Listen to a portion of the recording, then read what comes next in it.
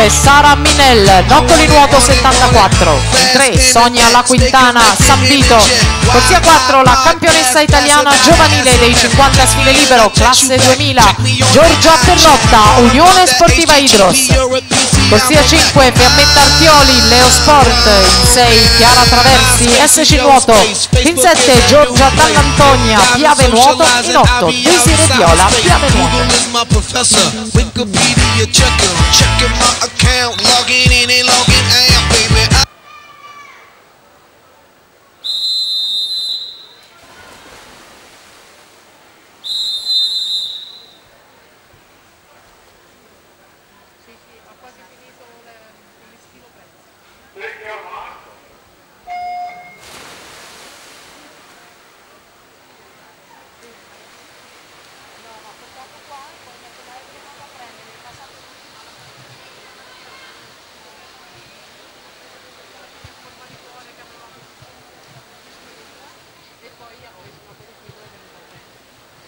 E dunque siamo in acqua con la prima prova del dorso, categoria ragazze, la migliore dei turni di qualificazione, Giorgia Perrotta 1.06.44, nuotata fluida per Fiammetta Artioli, classe 2000 della Leo Sport, che passa in testa a metà gara per 2 centesimi, è più veloce della Perrotta, 32,90 contro il 32,92, a 19 centesimi dalla Artioli c'è Sonia La Quintana, 33,09.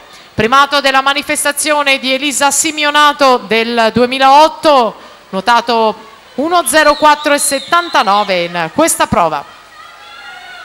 Contesa la vittoria con la Perrotta che si fa sotto e va in testa alla gara nella sua scia Sonia La Quintana. Perrotta al touch 1.07.21, Sonia La Quintana per 7 centesimi di secondo.